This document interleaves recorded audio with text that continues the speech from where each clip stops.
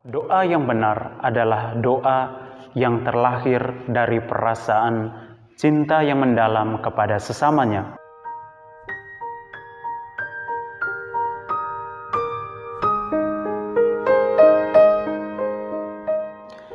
Inilah Injil Tuhan kita Yesus Kristus menurut Markus. Pada suatu hari, Yesus bersama murid-muridnya pergi ke kampung-kampung di sekitar Kaisarea Filipi. Di tengah jalan, Yesus bertanya kepada murid-muridnya, "Kata orang, siapakah aku ini?" Para murid menjawab, "Ada yang mengatakan Yohanes Pembaptis, ada juga yang mengatakan Elia, ada pula yang mengatakan seorang dari para nabi." Yesus bertanya lagi kepada mereka, "Tetapi menurut kamu, siapakah aku ini?" Maka Petrus menjawab, "Engkau adalah Mesias." Lalu Yesus melarang mereka dengan keras supaya jangan memberitahukan kepada siapapun tentang Dia. Kemudian mulailah Yesus mengajarkan kepada mereka bahwa Anak Manusia harus menanggung banyak penderitaan.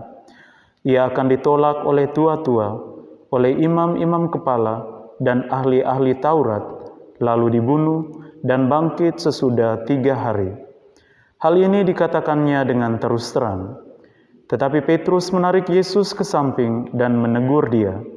Maka berpalinglah Yesus dan sambil memandang murid-muridnya, ia memarahi Petrus, katanya, "Enyahlah iblis, sebab engkau bukan memikirkan apa yang dipikirkan Allah, melainkan apa yang dipikirkan manusia."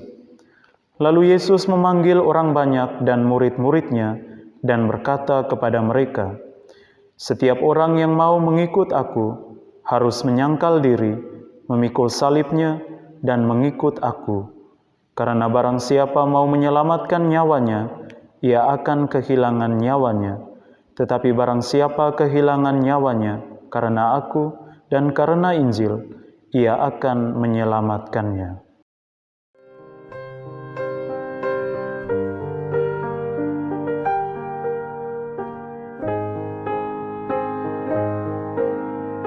Saudara-saudari umat beriman yang terkasih di dalam Kristus Tuhan, salam sejahtera, selamat berjumpa dalam program kita Aroma Sabda.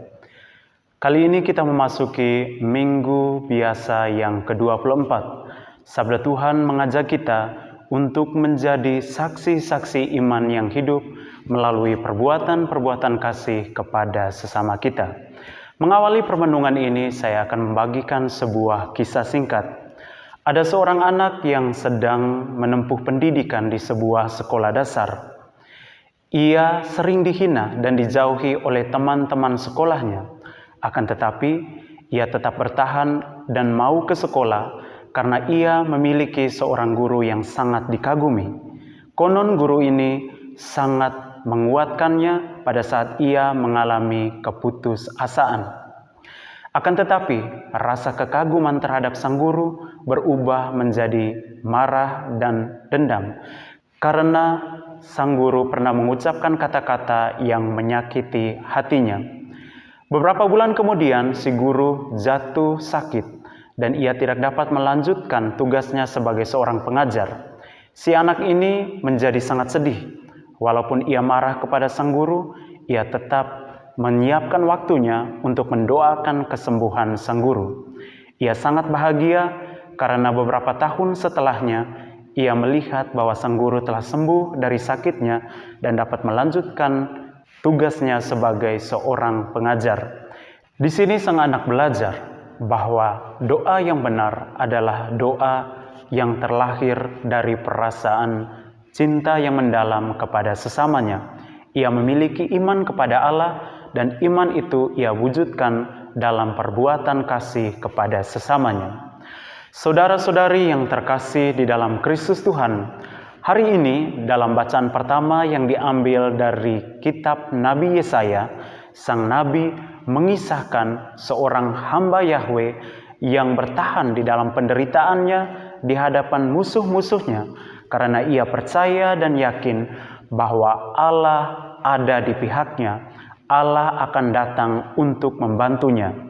Rasa kepercayaan dan iman ini terlahir dari seorang pribadi yang sungguh-sungguh mengenal Allah dan memiliki relasi kedekatan yang intim dengan yang ilahi.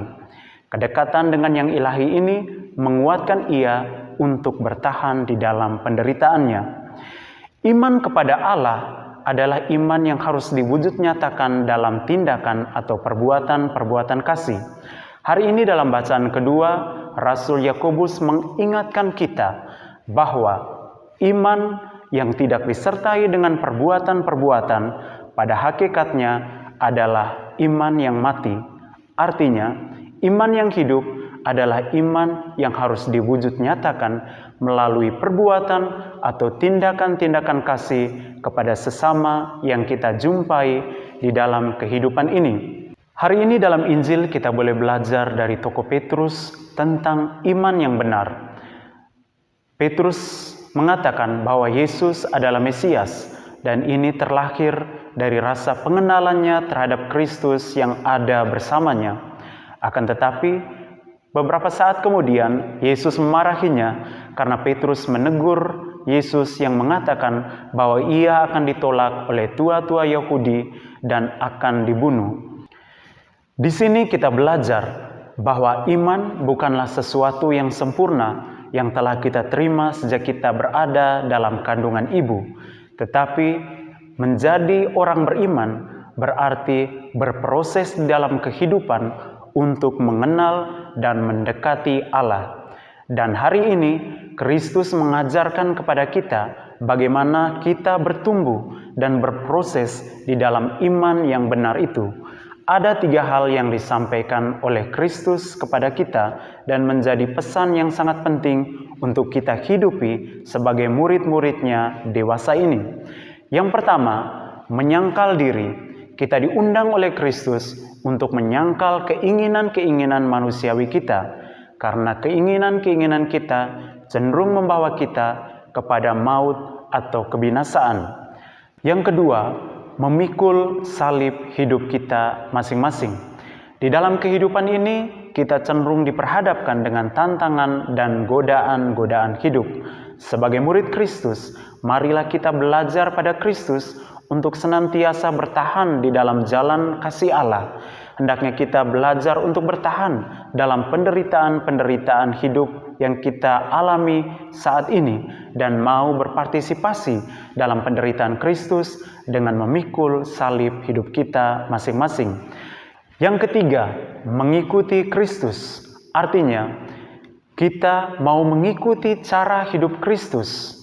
Yang lebih tepatnya, kita mau mempersembahkan hidup kita agar berkenan kepada Allah melalui perbuatan-perbuatan kasih.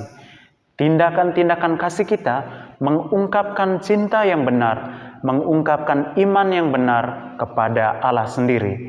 Mari para saudara-saudari sekalian, kita memohon bantuan terang Roh Kudus agar memampukan kita sekalian untuk menjadi pribadi-pribadi yang senantiasa bertumbuh dan berkembang dalam iman yang benar akan Allah, iman yang semakin mengenal dan mendekatkan diri kita kepada Allah Sang Pencipta. Mari kita berdoa. Dalam nama Bapa dan Putra dan Roh Kudus. Amin. Allah Bapa dalam surga, puji dan syukur kami haturkan kepadamu, karena Engkau telah memperkenankan kami hidup dan berkembang di dalam iman yang benar, di dalam iman yang semakin mengenal dan mendekatkan diri kami kepadamu. Kami bersyukur ya Bapa, karena Engkau memberikan kami kesempatan untuk bertumbuh di dalam iman yang benar itu dengan mengusahakan perbuatan-perbuatan yang baik, tindakan-tindakan kasih kami kepada sesama yang kami jumpai dalam kehidupan ini.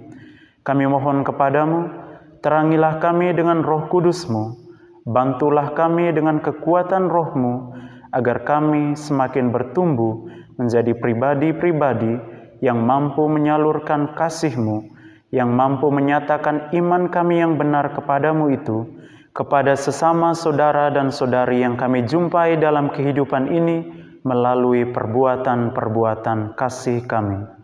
Doa dan permohonan ini kami haturkan kepadamu dengan perantaraan Kristus Tuhan kami. Amin. Dalam nama Bapa dan Putra dan Roh Kudus. Amin. Selamat berhari Minggu, Tuhan memberkati kita.